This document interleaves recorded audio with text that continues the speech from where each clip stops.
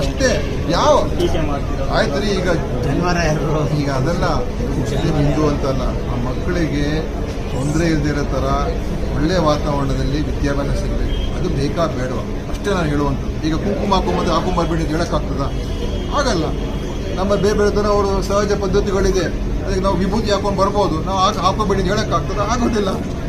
ಅದನ್ನು ಯಾರೋ ಒಬ್ಬರು ನಾಳೆ ವಿದ್ಯಾಸಂಸ್ಥೆಯವರು ಇದು ನಾವು ಒಪ್ಪೋದಿಲ್ಲ ಅಂತ ಹೇಳಿದ್ರೆ ಅದು ಸರಿಯಲ್ಲ. ಅದಾಗಬಾರ್ದು. ರಾಜ್ಯ ಸರ್ಕಾರದಲ್ಲಿ ಆದರೆ ಅದು ಒಂದು ಸೀಮಿತವಾದಂಥ ರಾಜ್ಯ ಸರ್ಕಾರನೇ ಕೆಲವೊಂದು ವಿಚಾರಗಳಿಗೆ ಮಾತನಾಡಲಿಕ್ಕೆ ಅವಕಾಶ ಕೊಡ್ತದೆ ಅಂತ ಅನಿಸ್ತದೆ. ಯಾಕೆಂದ್ರೆ ಇವತ್ತಿಗೆ ಏನು ರಾಜಣ್ಣ ಕೂಡ ಹೇಳಿದ್ದಾರೆ, ಏನು ಮೋದಿ ಅವರು ಮಾಸ್ ಲೀಡರ್ ಅಂತ ಹೇಳಿ.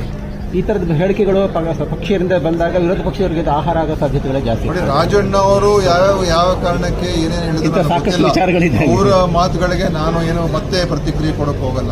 ಯಾಕಂದ್ರೆ ನೀವೇನೋ ಕೇಳಿರ್ತೀರಾ, ಅವ್ರೇನೋ ಹೇಳಿರ್ತಾರೆ, ಆಯ್ತಾ?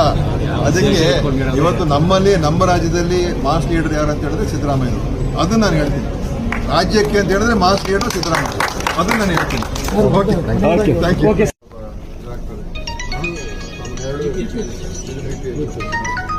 ಎಷ್ಟು ಬೆಡ್ ಆಸ್ಪತ್ರೆ? ಎಕ್ವಿಪ್ಮೆಂಟು, ಇನ್ಸ್ಟ್ರೂಮೆಂಟ್ಸು, ಹೌದು ಸರ್, ಫರ್ನಿಚರು ಎಲ್ಲ ಮತ್ತೆ ಸ್ಯಾನಿಟೇಷನ್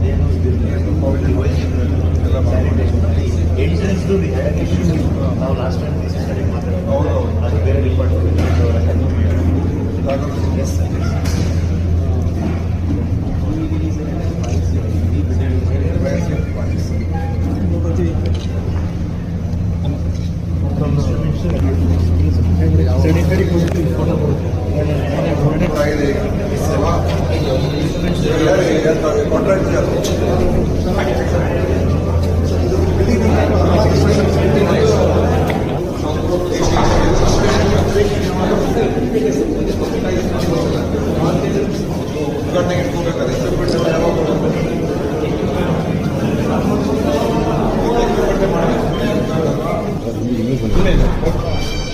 ನೀವೇ ಚೆನ್ನಾಗಿ ಪ್ರಾಬ್ಲಮ್ ಇದೆ.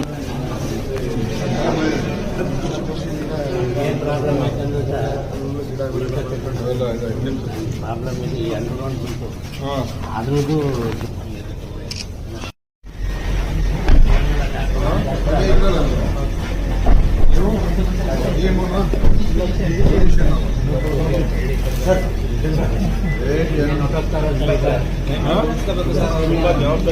ಸೀನಿಯರಿಟಿ ಬಂದ್ಮೇಲೆ ಹೋಗ್ತಾರಲ್ಲ, ಏನ್ ಮಾಡಕ್ಕಾಗಲ್ಲ. 1 ಇಯರ್